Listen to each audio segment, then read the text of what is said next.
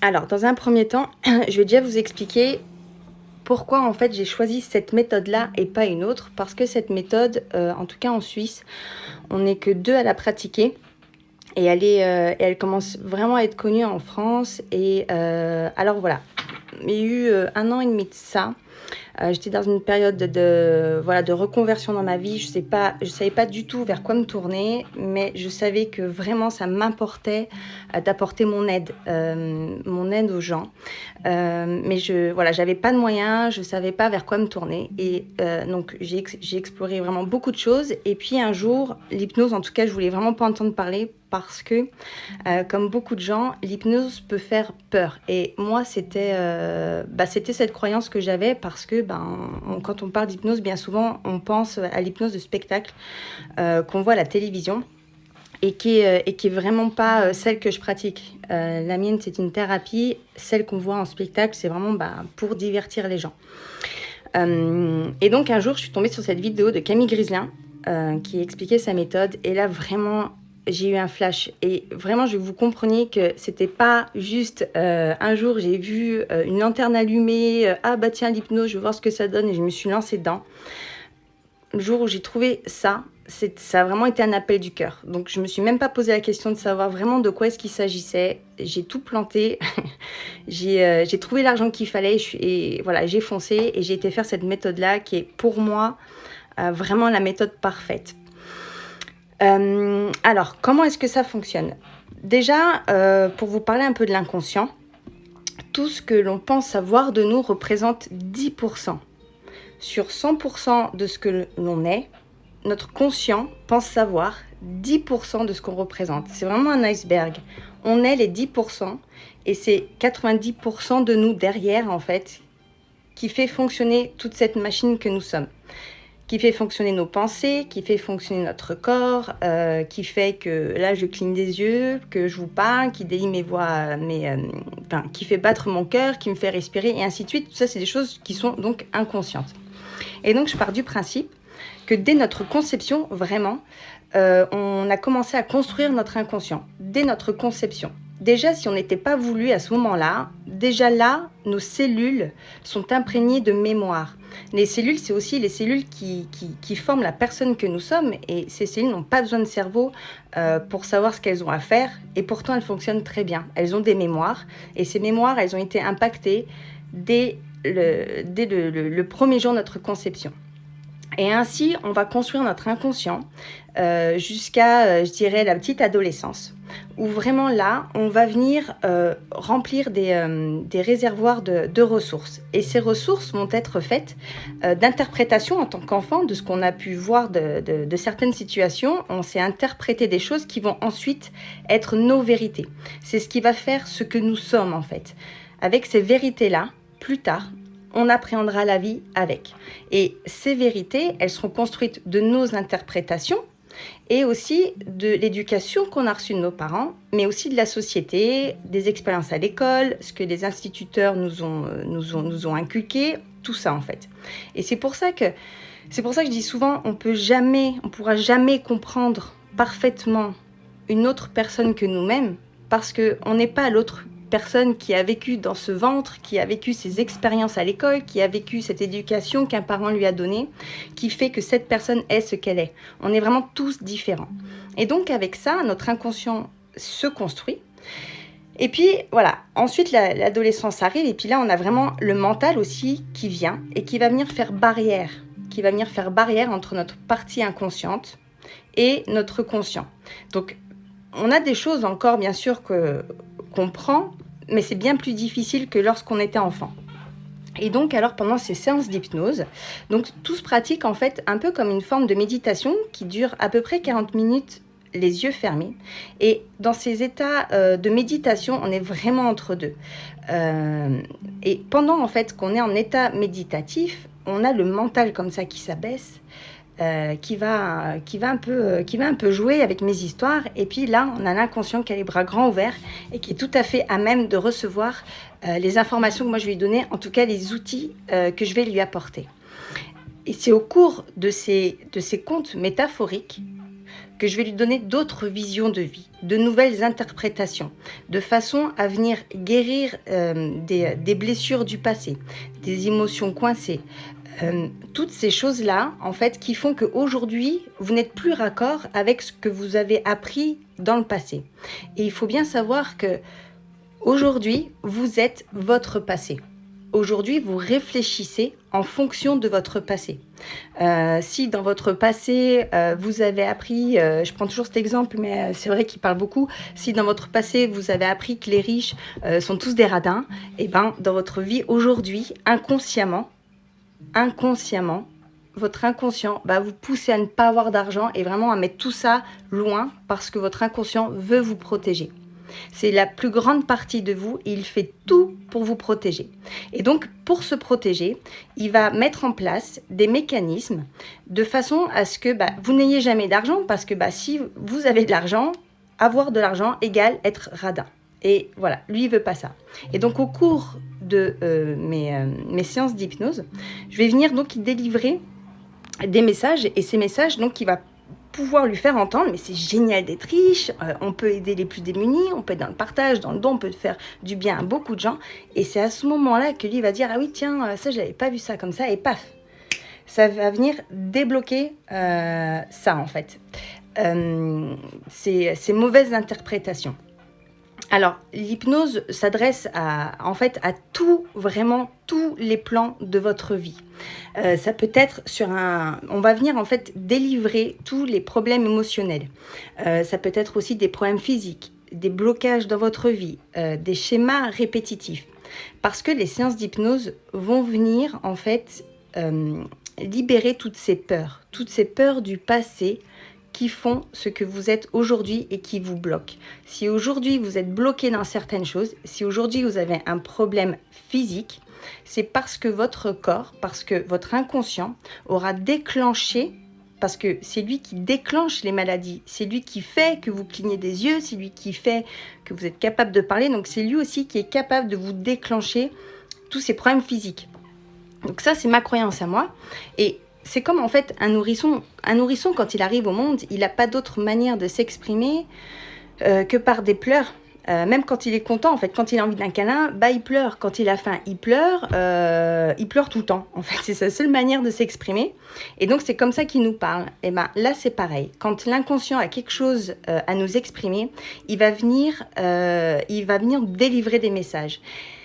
Et c'est vrai que bien souvent, on a du mal à comprendre que c'est pour notre bien, mais tous ces problèmes physiques, tous ces blocages dans la vie, c'est pour notre bien-être en fait. On va reprendre sur les problèmes physiques.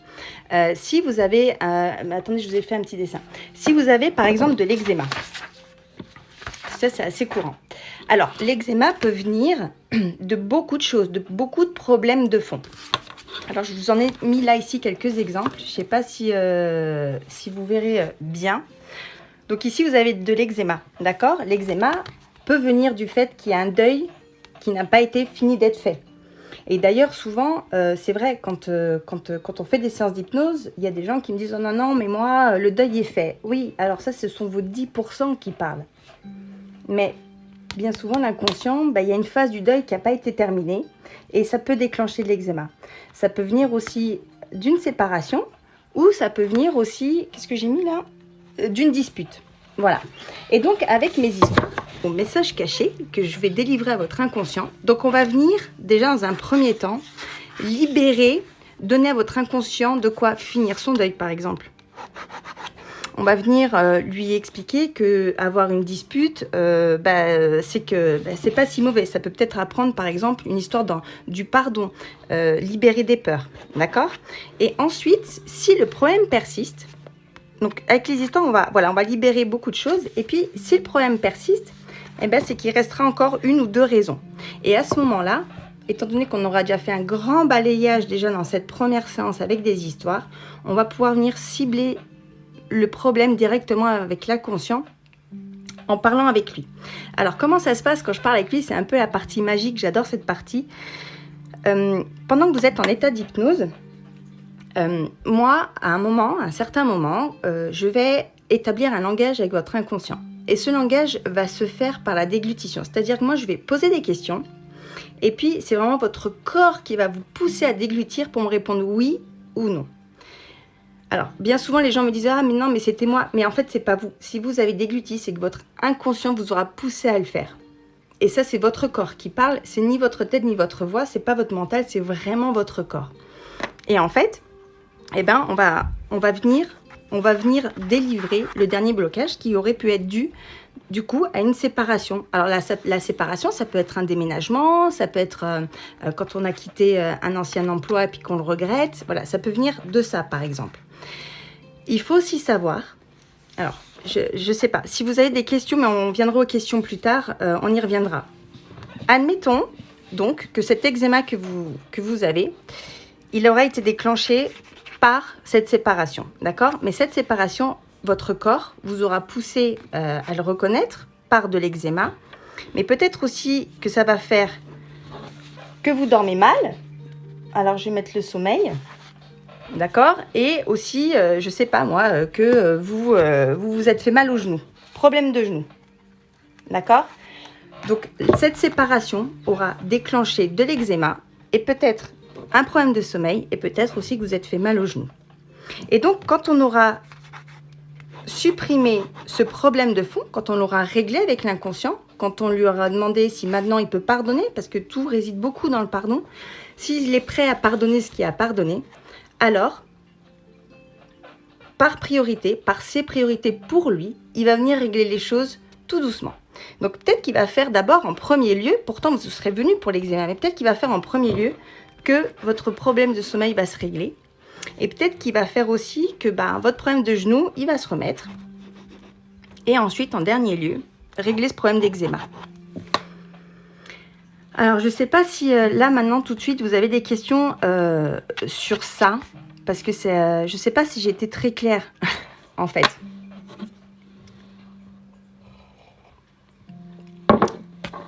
Pour les problèmes physiques, il faut bien comprendre que si c'est des problèmes irréversibles, l'hypnose n'a rien de magique. Si vous êtes coupé le doigt, je ne vais pas faire en sorte que votre doigt, il repousse, en fait. Par contre, si c'est un problème comme là de l'eczéma, l'eczéma va facilement partir. Si c'est un blocage dans votre vie, si vous manque de confiance en vous, tout ça est très souvent généré par des peurs. Parce que nous vivons dans la peur. En fait, nous sommes guidés vraiment, véritablement par nos peurs. Ce sont nos peurs qui dirigent nos vies. On ne va pas faire ça parce qu'on risque ça. Donc, on va plutôt prendre ce chemin-là. Une fois arrivé sur ce chemin-là, ah ben il y a ça, ouais, non, ça me... Ouais. Donc, on va plutôt aller dans ce chemin-là. Donc, en fait, on est vraiment guidé par nos peurs et on n'est plus guidé parce qu'on aimerait être. Et ces peurs, je parle pas des peurs du chien qui risque de nous mordre. Je parle de la peur de ne pas être aimé, la peur de mourir, la peur d'être rejeté, la peur d'être humilié, la peur de devoir parler en public, la peur de devoir prendre des responsabilités, la peur de ne pas y arriver, la peur d'être nul. Enfin, on est vraiment guidé par toutes ces peurs. Et puis là, alors là, il y en a vraiment mais des tas et des tas et des tas. Et donc, avec les séances d'hypnose, on va venir enlever toutes ces couches d'oignons, gentiment. C'est le développement personnel en fait. Le développement personnel, c'est ça. C'est vraiment se retirer de toutes ces peurs et découvrir au final ce qui reste. Si véritablement on y arrive, ce que je doute, parce que pour moi, c'est un travail d'une vie entière. C'est vraiment pouvoir aujourd'hui vivre avec ce que l'on pense être, ce que l'on veut être et être aligné avec tout ça. Et pour y arriver, il faut vraiment se débarrasser. Parce que notre système de pensée est fait de notre passé. Nos événements passés font aujourd'hui ce que nous sommes. Donc en fait, on a tous des croyances qui nous limitent. Et ces croyances nous amènent à des émotions qui nous amènent à un comportement qui vient en fait nous conforter dans ces croyances-là. Mais tout ça, je répète, tout ça est très très inconscient. Donc bien souvent on essaie de chercher, mais d'où est-ce que ça peut venir? Mais parfois ça vient ça vient déjà en état fœtal, dans le ventre de nos mamans. Déjà il s'est passé tellement de choses que là déjà on a pu développer des peurs. Alors, comment faire la part des choses? Viviane, comment bien le faire? Alors, comment bien faire quoi? Comment faire la part des choses? Mais la part des choses sur quoi, Viviane? Alors, moi, je pars du principe. Alors, c'est vrai qu'il y a beaucoup de choses qui sont assez difficiles à prendre en compte. Moi, ça fait 2 ans et demi maintenant que je suis vraiment dans ce développement d'être. Ce qui est le plus dur pour moi, c'est vraiment d'apprendre à s'écouter, à écouter ce que notre corps nous dit, à écouter ce que notre besoin est, là, maintenant, tout de suite. Et ça, bien souvent, on n'a pas envie de le voir. Bien souvent, c'est notre mental qui nous guide, ce sont nos peurs, et donc tout ce qu'on a au fond comme ça, on le met sous un tapis. Si vous avez vécu de la colère il y a bien longtemps, et que vous êtes passé au-dessus, d'accord, très bien, mais tout ça n'a pas été véritablement traité. Et ce sont tous ces problèmes émotionnels du passé, avec l'hypnose, qu'on va venir traiter, qu'on va venir y mettre de la bienveillance, qu'on va vraiment amener au pardon. Le pardon est tellement libérateur. Le pardon, alors ça c'est un autre sujet que je pense un autre jour je ferai en direct, mais c'est vraiment pouvoir se libérer de beaucoup de choses qui aujourd'hui nous renferment, nous noircit vraiment de l'intérieur. Donc ce sont toutes ces émotions coincées. Ça peut être aussi des fidélités inconscientes. Des fidélités inconscientes qui nous poussent à être dans des schémas où on se ment à nous-mêmes en fait. On ne les fait pas pour nous. Alors, entre les problèmes physiques, les troubles du sommeil, qu'est-ce qui déclenche quoi? C'est l'inconscient qui nous guide. Oui, alors, pour les troubles du sommeil, les problèmes physiques, tout ça, alors, je l'ai dit au début, mais c'est vraiment, pour moi, c'est l'inconscient qui va venir déclencher ça pour tirer une sonnette d'alarme. Pour dire, ouh, là, il y a quelque chose qui ne va pas, comme un nourrisson qui pleure parce qu'il ne sait pas s'exprimer autrement. Donc, l'inconscient nous pointe du doigt qu'il y a quelque chose à guérir. Et les problèmes de sommeil viennent souvent vraiment de l'insécurité. Quand on a du mal à lâcher prise, déjà à s'endormir, c'est cette peur de ne pas être dans le contrôle, cette peur de ne pas voir arriver quelque chose qui traite de l'insécurité. Donc, on s'empêche déjà de s'endormir. Donc, on cogite beaucoup. Alors qu'il faudrait pouvoir décrocher de ça et vraiment se laisser aller et pouvoir comprendre qu'aujourd'hui, nous, notre conscient, on l'a bien compris, mais faire comprendre à l'inconscient que maintenant, aujourd'hui, on est en sécurité. Comment accepter que sa mère est rejetée et qu'elle n'ait pas eu d'amour inconditionnel? Alors, tout ça est un long travail. Il faut bien comprendre ce que je disais au départ, on est tous différents. Dans un couple, bien souvent, il y a des grosses tensions parce que l'autre n'est pas capable de nous comprendre, parce que l'autre ne comprend pas nos besoins, parce que l'autre ne nous satisfait pas, parce que notre mère nous a rejetés, parce qu'on pense que nos parents ne nous ont pas aimés. Mais il faut bien comprendre que moi, je suis persuadée d'une chose, mais persuadée que tout le monde fait au mieux. Tout le monde fait au mieux. Et en fait, tout le monde vit avec ses blocages et avec ses peurs. Donc parfois pour se protéger ou parce qu'on n'arrive pas à gérer de anciennes rancunes et colères, ce qui va faire qu'aujourd'hui dans notre vie, on va avoir des comportements avec les autres qui vont peut-être déplaire, qui vont piquer, qui vont faire mal. Et tout ça est à une échelle, on a tous notre échelle. Donc si moi, mon échelle, je peux accepter que ma mère m'ait rejetée, ça ne veut pas dire que quelqu'un d'autre va pouvoir l'accepter en fait. Vraiment, tout ça en fait, il faut vraiment y mettre beaucoup de bienveillance et pouvoir comprendre que chacun est différent et que chacun fait au mieux. Et le pardon vient vraiment libérer tout ça.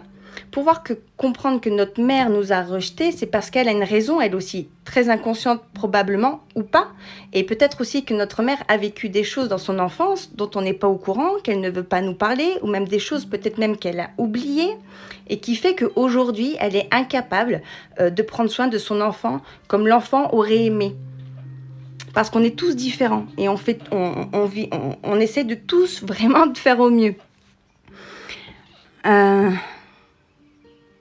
Alors, comment oublier 18 ans dans une entreprise et après avoir eu le cancer pareil, tout ça peut venir. Alors, l'hypnose avec ça peut vraiment venir soulager la conscience et vraiment entrer dans cette forme d'acceptation.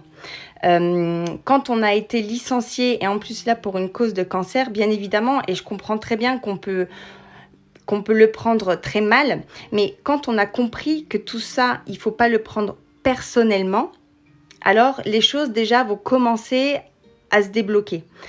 Pouvoir comprendre que de toutes ces choses, en fait, toutes ces choses difficiles que l'on vit dans la vie, elles sont là pour nous faire grandir dans quelque chose. Elles sont là pour nous apprendre quelque chose.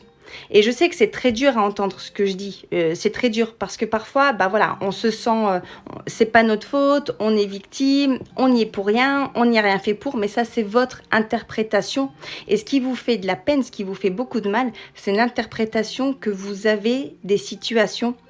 Pourquoi est-ce que vous, aujourd'hui, vous le prenez si mal, alors que quelqu'un d'autre pourrait le prendre très bien? C'est votre interprétation. Et ce qui est possible aujourd'hui, ce qui est complètement possible aujourd'hui, c'est de pouvoir changer la vision en fait, c'est de pouvoir changer l'interprétation. Et c'est en changeant notre vision de vie, notre interprétation encore une fois, qui va faire qu'on va se soulager en fait. Salut Alex. Qui va faire qu'on va se soulager de ces mots, qu'on va se soulager de cette peine qu'on a pris pour nous. Parce que là, à ce moment-là, on le prend directement pour nous, on se sent rejeté à ce moment-là, on se sent pointé du doigt, on se sent un peu victime. Bah oui, je suis malade et en plus de ça, on me licencie, c'est pas juste. Eh bien, tout ça, si aujourd'hui vous êtes bloqué dans cette tristesse, si vous êtes bloqué dans cette colère, c'est parce que ce sont les événements du passé qui font qu'aujourd'hui, vous réfléchissez comme ça. Et donc tout ça, c'est un gros travail de pardon, d'acceptation et pouvoir en fait se relever de ça. Alors bien sûr, quand il y a des choses comme ça qui arrivent, il y a toutes les émotions qui vont prendre un temps à devoir s'extérioriser. Mais là où c'est vraiment important pour moi, donc il faut les laisser, mais il faut pas qu'en fait on rentre après dans une spirale de dépression, où on rentre dans un système de pensée où on va se victimiser et où en fait c'est permanent et en fait jamais après on peut sortir de ça. Jamais après on peut se relever de ça. Il faut à un moment donné pouvoir s'extirper de notre système de pensée. C'est comme si en fait vous arriviez à sortir de vous, à vous regarder et à vous dire ok, je pense ça aujourd'hui, est-ce que ça aujourd'hui c'est bon pour moi de réfléchir comme ça? Qu'est-ce que cette manière de penser m'apporte de bon? Et si ça n'apporte rien de bon, alors il faut travailler là-dessus. Alors, pour ceux qui veulent me rencontrer, il n'y a pas de problème. Vous venez me parler après en privé et on pourra en discuter après plus longuement. Donc, ces perceptions-là, vos perceptions de vie, sont tout à fait... on peut tout à fait travailler dessus. En fait, attendez, je vais vous faire un autre... J'adore les petits dessins. Alors, vous avez ici vos croyances. Vos croyances qui sont... on me rejette, je suis quelqu'un de non aimable, on ne peut pas m'accepter parce que mes parents m'ont toujours rejeté. Donc c'est comme si en fait dans l'enfance, dans vos expériences de vie, vous avez passé des commandes à votre inconscient. Aujourd'hui à l'école, mes amis m'ont rejeté.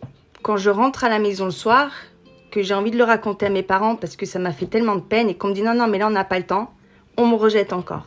Et donc, on a comme ça cette blessure de rejet déjà qui va être là, qui va venir se poser.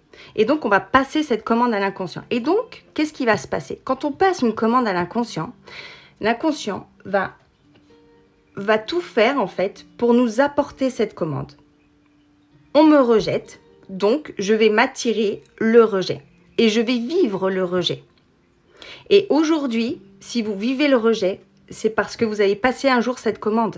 Alors parfois, ça peut être difficile de l'entendre, mais c'est comme ça que ça se passe. C'est de la psychologie. On a passé une commande, c'est de la PNL. Hein. On a passé une commande.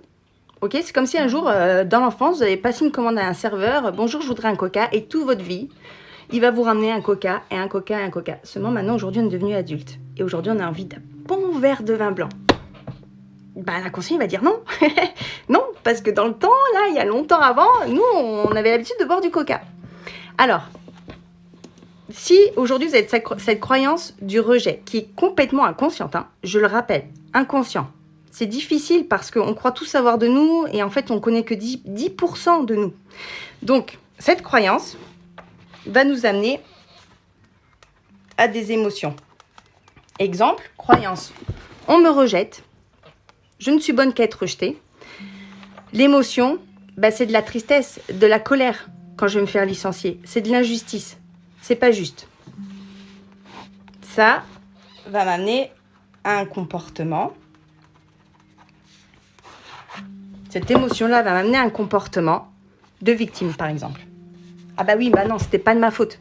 C'est pas de ma faute. Je me suis fait licencier. C'est pas de ma faute. C'est de l'injustice. C'est pas juste. Je reste en colère. Et ça va vous conforter dans votre croyance. Oui, voilà. C'est bien ce que je pensais. On me rejette tout le temps. Et donc, tant que ça, vous n'allez pas changer à un moment donné, tant que vous n'arrivez pas à vous extirper de ce karma, de cette roue de karma, eh bien, ça se reproduira toute votre vie et toute votre vie et toute votre vie. Et c'est pour ça que c'est important. Alors, c'est pour ça que je dis toujours, c'est important de travailler sur le conscient, enfin, sur l'inconscient, en tout cas en hypnose. Moi, c'est ma méthode à moi et c'est ma méthode parfaite pour moi.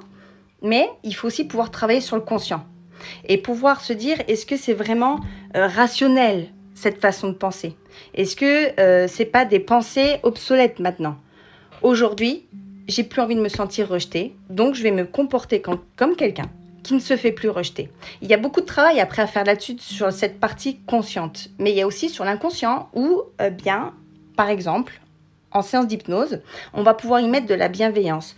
On va pouvoir, je sais pas, moi je vais pouvoir vous mettre une histoire d'une enfant qui a été rejetée et puis qui apprend qu'au final, si elle s'est fait rejeter, c'est parce que peut-être sa mère, elle a perdu un enfant et puis du coup, elle a mis à double tour l'amour pour ses autres enfants parce qu'elle avait aussi peur de les perdre. Donc c'est pour ça, on peut pas, pour moi, avec ma vision aujourd'hui de vie que j'aime, qui me porte aujourd'hui vraiment à vous donner, parce que pour moi c'est tellement important, on ne peut pas en vouloir aux gens d'être ce qu'ils sont. On ne peut pas en vouloir aux gens de faire ce qu'ils font. Par contre, nous, on peut travailler sur nos visions de vie. On peut travailler sur nos émotions. On peut travailler sur notre comportement. Ça nous appartient et personne ne peut le faire à notre place. On ne peut pas contrôler les gens. On ne peut pas les changer. On ne peut pas faire d'eux ce qu'on aimerait qu'ils soient. On ne peut pas en fait. Donc, la meilleure chose à faire, plutôt que de s'épuiser toute notre énergie à essayer de changer les gens, c'est de travailler sur soi. Travailler sur soi, travailler sur ces visions qu'on a, qui sont un peu comme ça étriquées, et puis les élargir de façon à pouvoir s'alléger et prendre la vie avec beaucoup plus de légèreté. Moi, aujourd'hui, par exemple, je peux plus en vouloir à personne. Alors, j'ai mis du temps. Bien évidemment, j'ai mis beaucoup de temps, mais aujourd'hui, je sais que sur le moment, je suis aussi quelqu'un de sanguin. Sur le moment, ça va pas le faire. Je vais avoir des émotions qui vont exploser volcan. Mais je sais que très rapidement, je vais m'apaiser de l'intérieur et je vais pas essayer d'aller comprendre l'autre. Mais je vais me dire, si l'autre a agi comme ça, c'est certainement parce qu'il n'allait pas bien. Comme moi, quand je vais pas bien et que je braille sur mes enfants, en fait, c'est pareil, seulement c'est à des échelles différentes. Quand moi, je braille sur mes enfants, c'est parce que moi aussi, intérieurement, il y a un truc qui joue pas, il y a un truc qui est pas réglé. J'ai décidé maintenant de régler. Et donc, je fais continuellement, un travail sur moi et les choses, petit à petit, s'allègent et petit à petit, les choses se mettent en place et ça devient beaucoup plus serein, beaucoup plus apaisé. Est-ce que vous avez des questions sur ça? C'est comme les fidélités inconscientes. Les fidélités inconscientes, c'est quand en fait on a dans notre lignée, dans notre généalogie, mais parfois ça remonte tellement loin, mais à des personnes de notre généalogie qu'on n'a jamais connues, qu'on n'a même jamais entendu parler. Par contre, il y a comme ça des liens négatifs qui se transmettent. Comme les métiers, comme la couleur des cheveux, des yeux, comme les passions, il y a aussi tous ces trucs négatifs qui passent. Les angoisses de la guerre, les peurs, les talents frustrés, des colères qui n'ont pas été gérées, des secrets de famille. Les secrets de famille, mais il y en a énormément. Et aujourd'hui, et les secrets de famille, c'est pas tant en fait celui qui a vécu ça qui va vraiment le subir, c'est les générations d'après qui vont prendre ça sur eux sans s'en rendre compte et qui vont vivre des schémas répétitifs. Moi, j'ai déjà reçu des femmes qui étaient bloquées dans leur schéma répétitif avec leurs hommes parce qu'elles n'arrivaient pas à se mettre avec quelqu'un et c'était toujours la même histoire. Et bien tout ça parce que y a une vieille tante un jour, et son conjoint est décédé puis elle est restée malheureuse toute sa vie et aujourd'hui, pour pas décevoir ça, mais c'est très inconscient hein, ce dont je vous parle, et bien aujourd'hui on va se l'interdire. On va se l'interdire. Comme cette femme qui n'arrive pas à avoir d'enfant, on est allé voir l'inconscient et l'inconscient nous a révélé qu'à l'adolescence, avec son premier amour, ils se sont dit à la vie et à la mort, on aura des enfants ensemble. Mais ça, c'était à l'adolescence. Mais l'inconscient l'a pris pour vrai. Et donc aujourd'hui, non, aujourd'hui, je me bloque. Je n'aurai pas d'enfant avec quelqu'un d'autre parce que c'est la commande que j'ai passée dans le passé. Alors, l'hypnose, elle peut modifier le schéma conscient, mais il faut quand même, moi je trouve que c'est aussi important. Alors, on ne peut pas tout savoir et ça ne sert à rien de tout savoir. Mais quand on fait un travail sur nous, par exemple, si vous avez une personne qui vient me voir, et puis qui est bloqué sur la notion du pardon avec sa mère. Alors l'inconscient, il va révéler qu'effectivement, il y a cette notion du pardon qui est restée bloquée, il y a cette grosse colère. L'inconscient va être d'accord pour lever ça, ok, on passe le pas, ok, on pardonne, mais si le conscient reste bloqué, on ne va pas pouvoir avancer. Donc il faut aussi pouvoir faire ce travail en parallèle en fait. Pour moi, je trouve que c'est super important de faire ce travail en parallèle. Et le développement personnel, c'est ça. Enfin, pour moi, c'est mettre vraiment de la lumière sur nos façons de penser, sur nos schémas, sur ce qu'on est, en fait. Moi, pendant 35 ans, je pensais être quelqu'un, mais que je ne suis pas. Parce que j'étais dans une infidélité, inconsciente, et donc je me suis forgé une carapace, je me suis forgé un caractère, je me suis forgé une personnalité que j'ai toujours et ça j'ai pas de mal avec ça, mais il y a tout un schéma qui n'était pas moi et que je le faisais par fidélité inconsciente. Et depuis que ça s'est levé, mais quand tout ça se passe, c'est là où c'est fou, c'est quand tout ça se passe, quand tout ça se lève, eh bien, c'est un voile qu'on avait devant les yeux, mais qu'on n'a jamais vu, en fait. On ne s'en rend pas compte. On ne s'en rend pas compte. Et on pense, c'est la vie, on est comme ça, on peut rien y changer. Et donc, les gens avancent malgré tout avec ce qu'ils sont, avec leur peine, avec leur état d'âme. Et puis, quand ça va pas, c'est pas grave, on va pas bien pendant 3-4 jours, puis après, ça ira mieux. Et puis, on ne s'en occupe pas, on laisse tout ça sur le tapis. Mais un jour, tout ça ressort. Un jour, tout ça vient exploser. Un jour, tout ça, ou pas, finalement.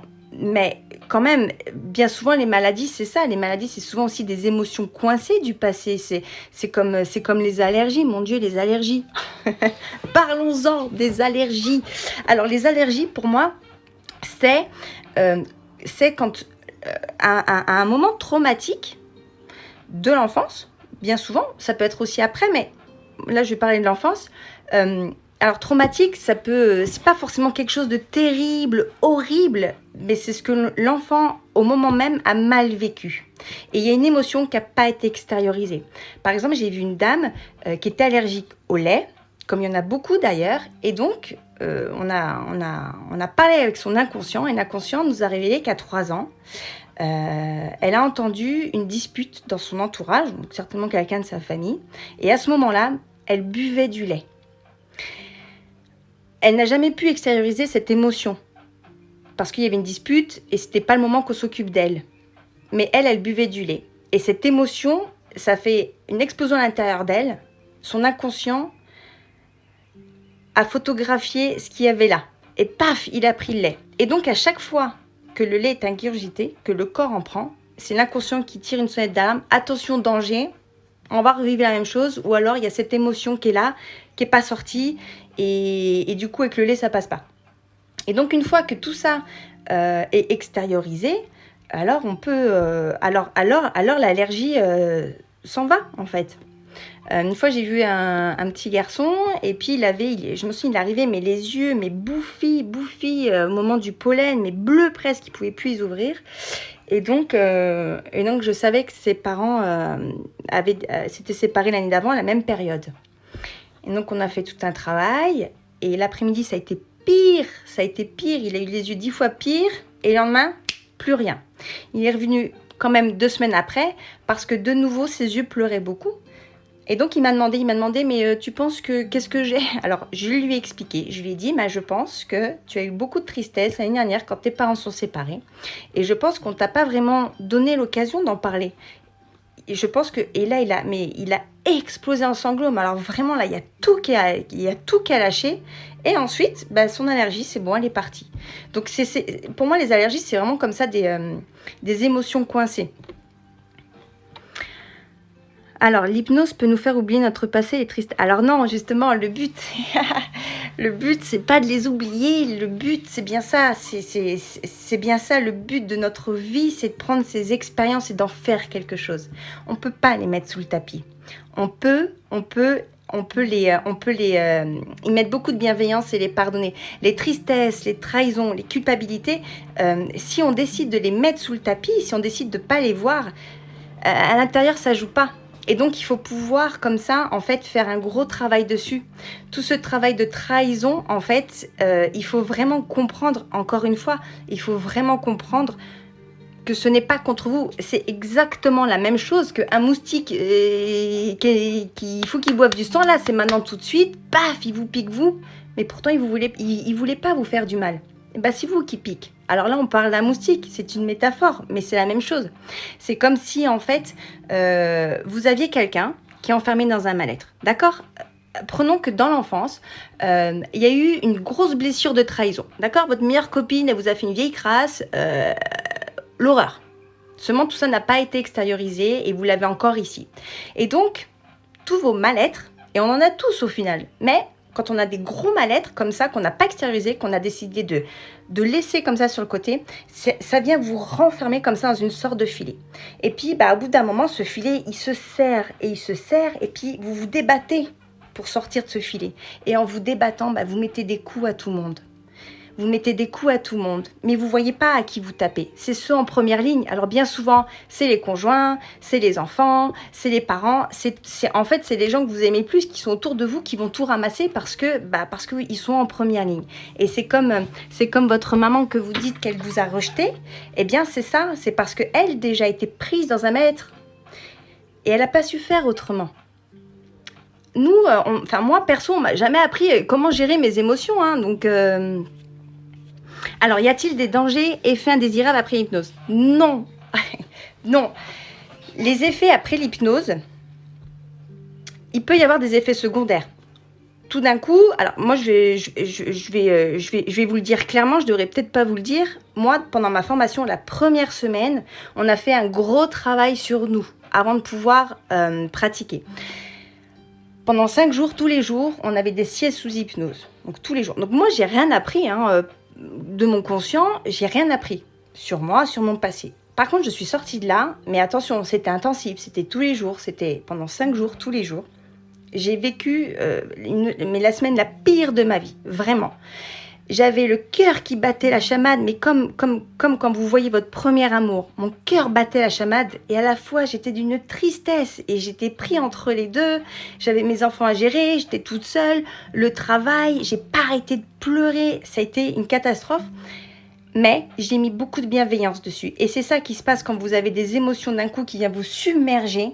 Ne les retenez pas. Il faut qu'elles sortent, il faut que ça sorte. Et c'est ça, les séances d'hypnose vont vous permettre de libérer beaucoup de choses. Alors, il y a des gens, qui ont des effets secondaires.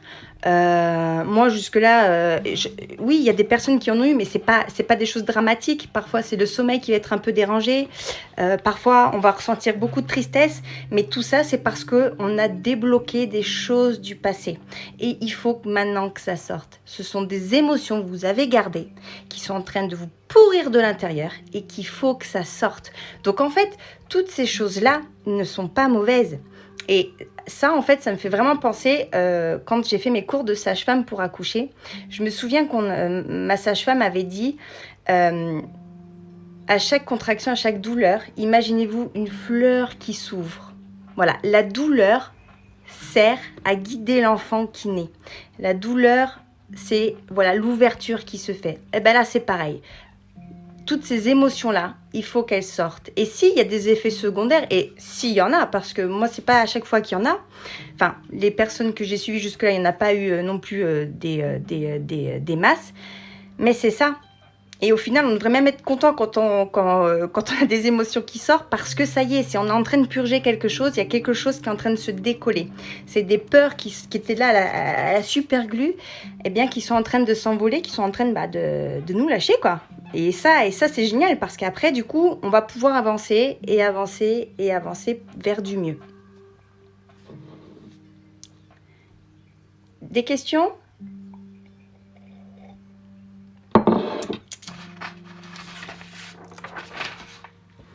Donc voilà. Alors tout ça pour récapituler un peu. Donc ces séances d'hypnose, vous êtes tout à fait conscient d'ailleurs, j'ai oublié de vous le dire, vous êtes complètement conscient, c'est de la méditation. Alors il y a des gens qui dorment, enfin ils pensent qu'ils dorment, ils ronflent même. Mais quand la séance est finie, que je dis à l'inconscient c'est bon, ils reviennent. Donc même quand vous êtes là, inconscient, endormi, ou que sais-je, si vous êtes dans vos pensées, ce n'est rien, parce que l'inconscient lui prend tout ça, il prend. Alors les effets indésirables durent longtemps, ça dépend des personnes. On est tous différents. Il y en a qui ont des effets indésirables, mais indésirables, qu'est-ce que ça veut dire finalement ? Pour moi, il n'y a pas d'effet indésirable. En fait, ça c'est des peurs. Il n'y a pas d'effet indésirable. C'est des émotions qui s'évacuent. Tout est bon. Et en fait, ça dépend. Moi, je peux pas vous dire, je suis pas dans votre tête, j'ai pas votre vécu, je suis pas à la place de votre inconscient, je ne sais pas ce qui est bloqué. Et en fait, même pendant ces séances-là, moi, je sais pas en fait. Moi, je rentre pas dans votre tête, je rentre pas dans vos pensées, je sais pas. Moi, pendant ces séances-là, donc j'écris des contes métaphoriques.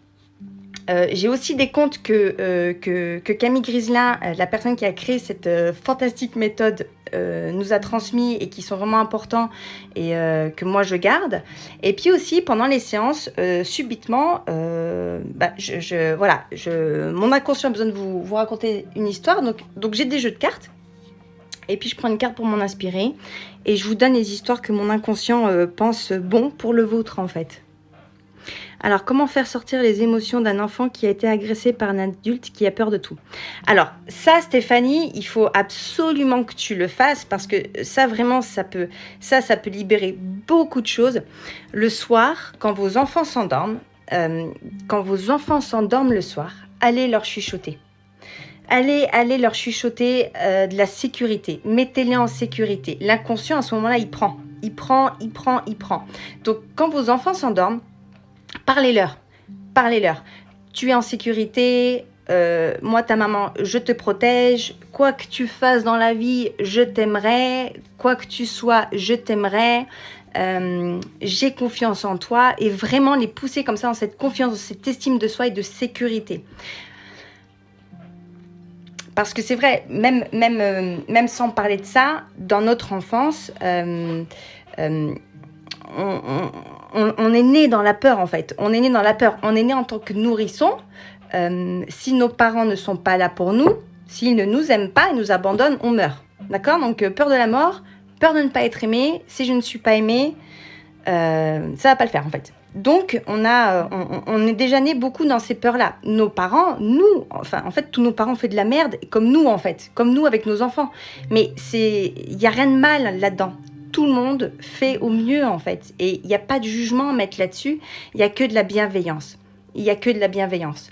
Et donc, toutes ces peurs que nos parents nous ont transmises, cette société, tout ça, eh bien aujourd'hui, maintenant qu'on est adulte, eh ben, c'est ça aussi que je dis souvent, enfant, on n'a pas le choix. Quand on est enfant, on est dans cette famille qui, pour moi, on a choisi, mais voilà, on boit les peurs de nos parents, on nous les met sur le dos, on a aussi nos interprétations qu'on prend, et puis qui fait que dans la vie plus tard, on est guidé par toutes ces peurs. Mais aujourd'hui seulement, nous, on a le choix. Nous, on est adultes. Et nous, maintenant, on a le choix aujourd'hui de reprendre le pouvoir de notre vie. Mais c'est important de le comprendre parce qu'il y a tellement de gens qui se victimisent, il y a tellement de gens... je me souviens dans mon ancien travail, il y avait jeune homme et puis il lui arrivait que des merdes, mais vraiment tout le temps. Et je me souviens, il me disait, ah ouais, non mais moi que veux-tu, de toute façon, tu sais, moi je suis dans une famille, bon ben voilà quoi. Mais ça, mais mon Dieu, mais s'il vous plaît, ne vous victimisez pas. Vous avez le pouvoir aujourd'hui de reprendre tout ce pouvoir-là. Vous avez le pouvoir de changer vos perceptions des choses, de la vie, de vous reprogrammer. Parce que pour moi, c'est ça. Pour moi, c'est vraiment de la reprogrammation de pensée. S'enlever tous ces filtres qu'on ne veut plus, qui sont obsolètes, qui font partie du passé. Se dégager ces émotions coincées du passé, notamment avec l'hypnose. Mais il y a aussi d'autres méthodes. Moi, l'hypnose, c'est vraiment ma méthode parfaite. Mais aujourd'hui, en tant qu'adulte, on peut prendre tout ça et en faire de quelque chose de très très beau. Et pour moi, c'est ça vraiment, c'est ça que de s'éveiller, c'est ça que de grandir en fait. C'est toutes ces choses-là, elles servent aussi à nous propulser. Et je sais que c'est difficile de pouvoir l'entendre, surtout quand ça touche nos enfants, mais quand ils vivent des difficultés, il faut absolument, pour moi, leur donner le bon côté des choses. Il faut leur donner de l'optimisme en fait. Il faut mettre de la bienveillance là-dessus et vraiment leur faire comprendre que ça n'arrivera pas toute la vie. La vie va vous amener des leçons. Si ces leçons ne sont pas apprises, elles vont se répéter. Et elles vont se répéter et sans cesse. Et quand la leçon, tant qu'elle ne sera pas apprise, vous allez vous attirer, votre inconscient va vous attirer tout ça. Et une fois que la leçon sera apprise, alors on passe au stade 2. Voilà. Vous êtes en fait, on est dans un grand jeu, on est dans un grand jeu de Mario Bros. Et puis on passe des niveaux en fait. On est là pour jouer, on est là pour gagner, on est là pour évoluer, on est là pour grandir, on est là pour apprendre, on est là pour redonner ce qu'on a appris, on est là pour les difficultés qu'on traverse. Ce ne sont pas des difficultés, il ne faut pas les voir comme des difficultés, ce sont des expériences. Et plus en fait on va voir ça comme des difficultés, comme quelque chose de difficile, et plus on aura du mal à s'en extirper. Plus on aura du mal à avancer dans la vie. Alors après, on fait un choix. On a tous le choix. Moi, je pars du principe, on a tous le choix. On vit des moments difficiles. Ok, c'est difficile. Ça me fait très mal. J'extériorise mes émotions. J'accepte. J'accepte pour ensuite pouvoir pardonner, pour ensuite pouvoir m'élever là-dedans, pour ensuite pouvoir aller débloquer aussi ce qui fait que j'ai vécu ça. Pourquoi est-ce que j'ai vécu ça ? Parce que moi, je pars vraiment du principe qu'on s'attire ces choses-là. Comme je vous l'ai dit tout à l'heure, on passe des commandes à notre inconscient. Dans l'enfance, on a passé des commandes. Moi, je me souviens avant avec mon ex-mari, il me coupait tout le temps la parole, mais c'était pas possible. C'était vraiment quelque chose, j'avais beaucoup de mal à vivre. Toujours, il me coupait la parole. D'ailleurs, tout le monde en riait. Et puis voilà, je me suis séparée de lui. Et maintenant, tous les mercredis, je bois mon café avec mes copines. Et tous les mercredis, on me coupe la parole. Et en plus, on me coupe la parole pour laisser la parole à un enfant. Et donc maintenant, dès qu'il y a quelque chose qui vient me piquer, je viens travailler dessus tout de suite, automatiquement. Ok, ça m'a gavé en fait, elle me saoule, toute. Faut que je laisse sortir mes émotions là. Et après, je vais travailler dessus. Pourquoi est-ce que ça va me piquer ? Qu'est-ce que ça dit de moi ? Si on me coupe la parole, qu'est-ce que ça veut dire ? Eh bien, j'ai compris. Si on me coupe la parole, pour moi, ça veut dire que je ne suis pas intéressante. Ça veut dire que je n'ai rien à donner, en fait. Ce que je dis n'est pas intéressant. Eh bien, dans mon fonctionnement inconscient, dans l'enfance, et vous le savez aussi bien que moi, souvent les enfants, c'est « allez, non, pas maintenant, plus tard, attends, il y a un adulte qui parle, tu parles après. » Et donc, dans l'enfance, c'est « ok, je ne suis pas intéressante. » Et donc, je passe une commande. Et donc, Et donc, mon inconscient va uniquement me faire voir 4% de ce que la vie me donne. Et ces 4% vont être, Émilie, tu n'es pas intéressante. Et pourtant, dans toute cette situation, on va me dire à quel point je suis intéressante, ou alors à quel point c'est insignifiant, et à quel point, ouais, bon, ben là, en fait, tu saoules. Mais mon inconscient va me focaliser juste sur le t'es pas intéressante, et je vais le prendre pour moi. Ça va me piquer, ça va me retourner, ça va m'énerver. Mais aujourd'hui, heureusement, c'est bon, j'ai compris comment fallait faire. Donc, je crache ma colère. Je l'écris beaucoup, j'écris beaucoup. Et ensuite, je me dis, ok, pourquoi est-ce que j'ai vécu ça? Et alors que j'aurais très bien pu me dire, non mais attends, ça se fait pas, ça se fait pas quand même, on coupe pas la parole comme ça, en plus pour laisser la parole à un enfant, mais qu'est-ce que ça veut dire? Bah non en fait, bah non. Donc maintenant, j'ai compris que c'est à moi de gérer mes émotions, c'est à moi d'en faire ce que je veux. Et c'est la même chose pour toi, Stéphanie, c'est à toi d'en faire ce que tu veux de cet événement-là. Soit tu en fais quelque chose de tragique, et ce sera tragique toute ta vie, d'accord? Soit c'est quelque chose de, ok, on va grandir de ça. Comment maintenant est-ce qu'on peut apprendre à accepter ça? Comment est-ce qu'on peut apprendre maintenant à pardonner ça? Comment est-ce qu'on peut apprendre à se relever de ça? Et puis plus tard, justement, pouvoir aider les gens qui sont coincés dans ces situations et puis après qu'ils le payent toute leur vie parce qu'ils n'ont pas évolué là-dedans. Est-ce que vous avez des questions?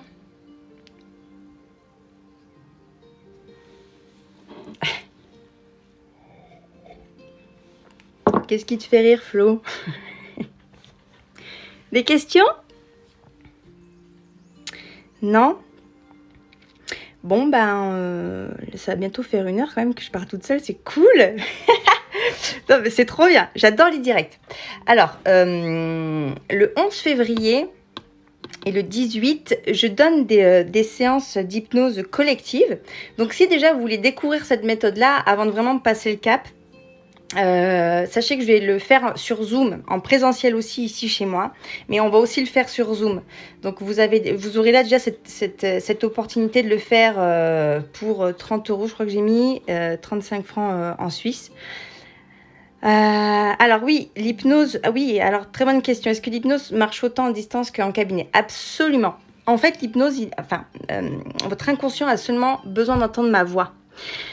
Donc, vous vous mettez chez vous, tranquille, dans un endroit au calme où vous ne serez pas dérangé. Des écouteurs, c'est toujours mieux.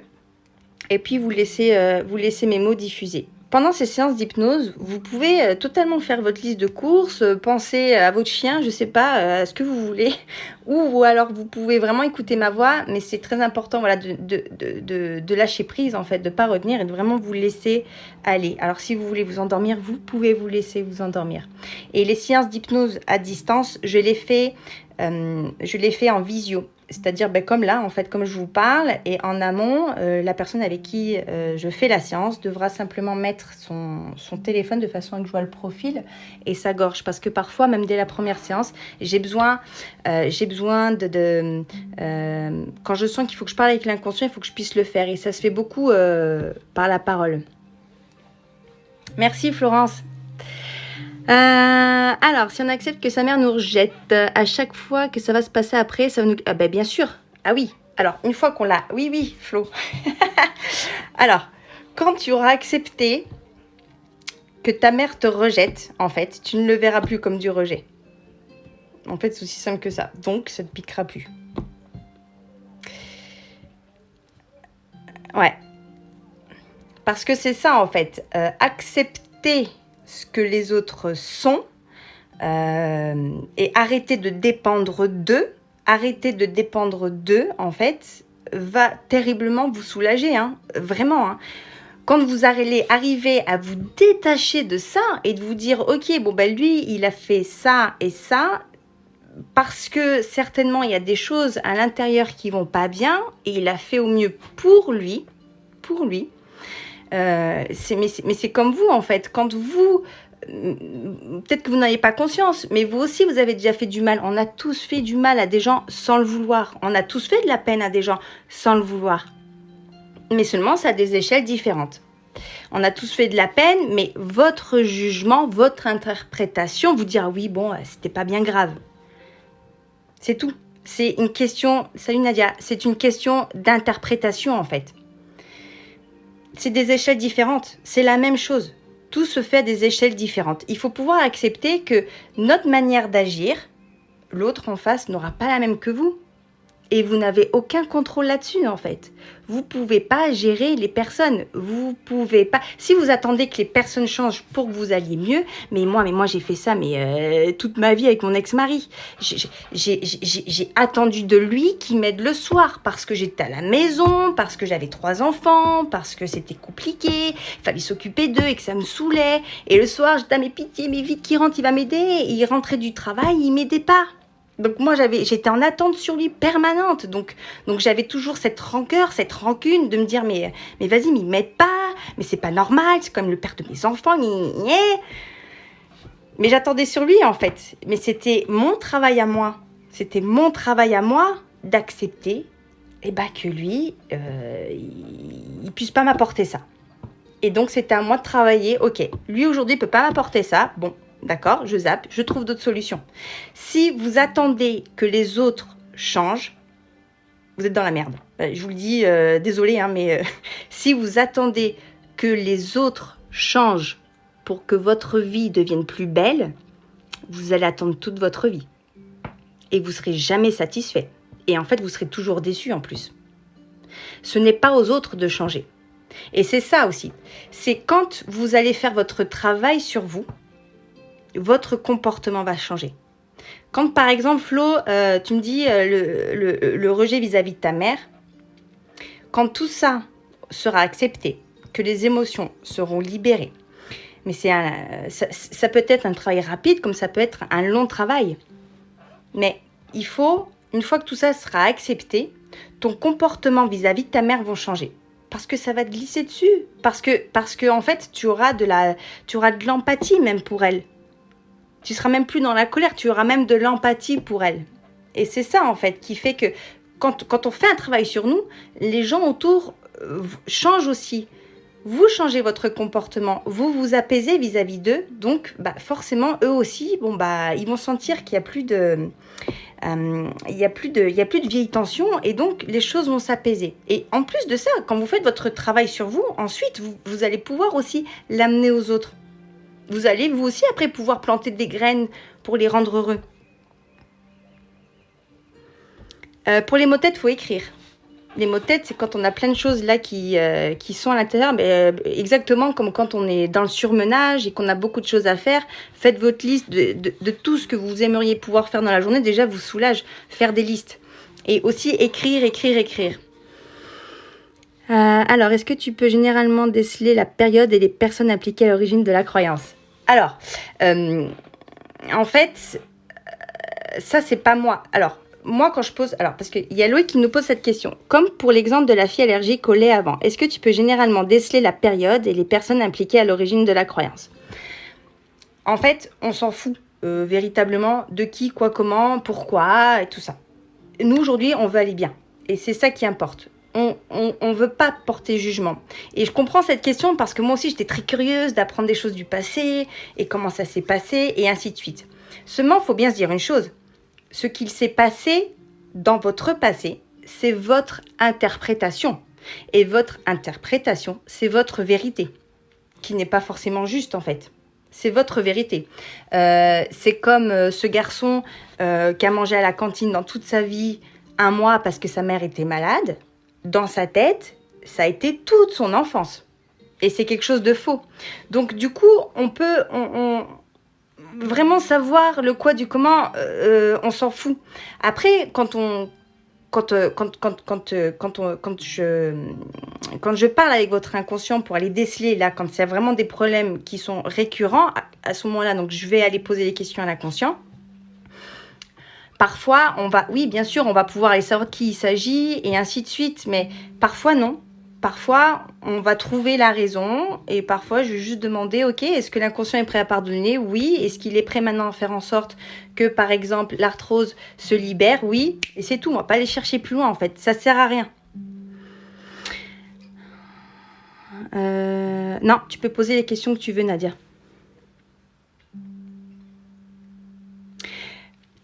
Parce que c'est ça aussi, c'est que en fait, c'est aussi ça sur lesquels nos interprétations, en fait, aujourd'hui, donc dans ces peurs, comme je vous ai expliqué, dans lesquelles on se trouve, c'est notre interprétation du passé. Mais l'interprétation du passé, c'est notre vérité.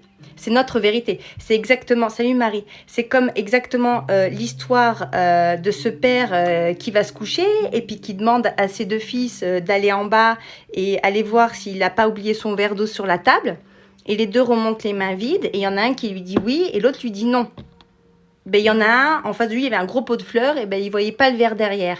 Donc c'est pour ça, Loïc, c'est pas important de savoir parce que ça sera ta perception et en plus ta perception qui va t'être révélée va peut-être faire en plus aujourd'hui que tu vas en vouloir à des gens alors que ça ne sert à rien. Aujourd'hui, en fait, nous, on veut juste aller bien, on s'en fout du reste.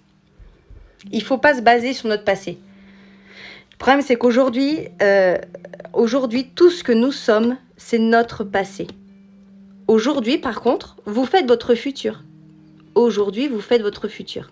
Donc, c'est maintenant que ça se passe. C'est maintenant qu'il faut se libérer du rejet. C'est maintenant qu'il faut se libérer des émotions coincées, qu'il faut se libérer de l'insécurité, de la puissance, de l'abandon, de la trahison. Voilà, c'est maintenant qu'il faut s'en libérer pour ensuite, plus tard dans la vie, pouvoir avancer de manière bien plus simple, bien plus légère. C'est vraiment de se libérer toutes ces peurs du passé.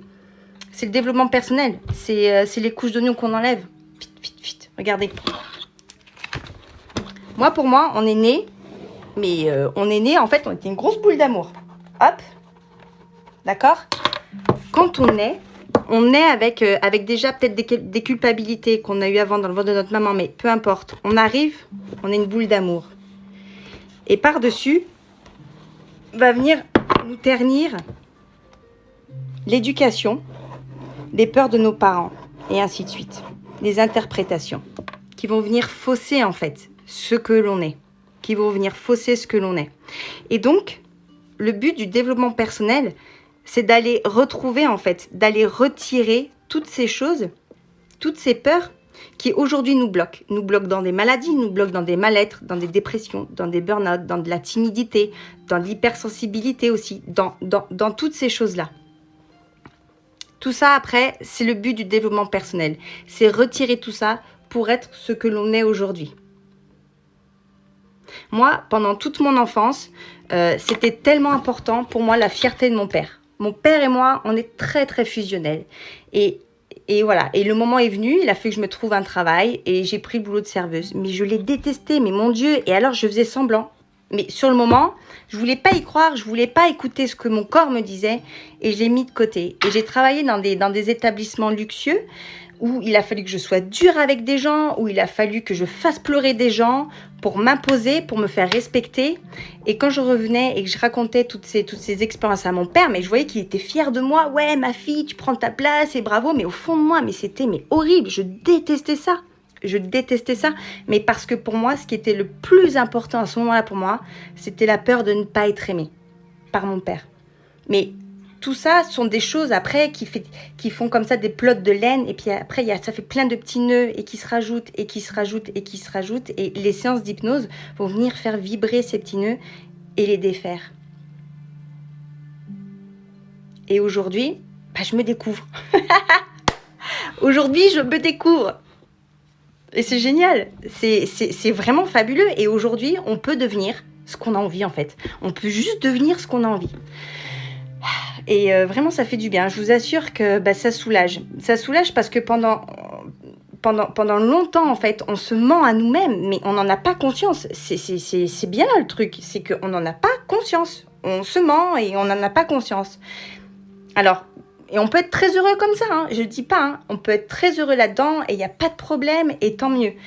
Mais parfois, quand on a des blocages, parfois quand on a du mal à être dans l'abondance et ainsi de suite, c'est bien souvent toutes vos sphères de votre vie qui sont impactées. Quand vous avez un blocage, bien souvent, c'est beaucoup de sphères qui sont impactées. Alors, ça a l'air tellement facile quand tu le dis. Et oui, je sais. Après, c'est un travail de toute une vie. Pour moi, le développement personnel, c'est toute une vie. Et en fait, on n'aurait rien à apprendre, on ne serait pas là, on serait mort. Le jour où on n'a plus rien à apprendre, pour moi, on meurt. Donc, il faut pouvoir être il faut pouvoir être patient. Moi, je suis quelqu'un mais de terriblement mais impatiente. Voilà, mais il a fallu que j'apprenne à être patiente. Ok, Émilie, aujourd'hui tu vas pas bien. Pour moi, c'est pas possible. On va bien tout le temps en fait. Bam, bam, bam, on avance. Ce qui va pas, on le fout sur le tapis. Et voilà, ça va passer. Mais non, parce qu'à un moment donné, ça pète en fait. À un moment donné, ça va pas. Et donc il faut vraiment mettre de la patience, de l'indulgence, de la douceur, tout ce que j'ai jamais su faire. Et je vous assure, prendre soin de soi, investir en soi, c'est ce que vous avez de meilleur à faire pour avancer dans la vie, pour pouvoir vous libérer, pour pouvoir être bien dans tous les rôles de votre vie. Votre rôle de femme, votre rôle de fille, votre rôle de mère, votre rôle de voisine, votre rôle d'employé, que sais-je, d'entrepreneur, de thérapeute, dans toutes vos sphères de vie en fait. Merci Flo. Alors, Facebook, Insta, des questions ?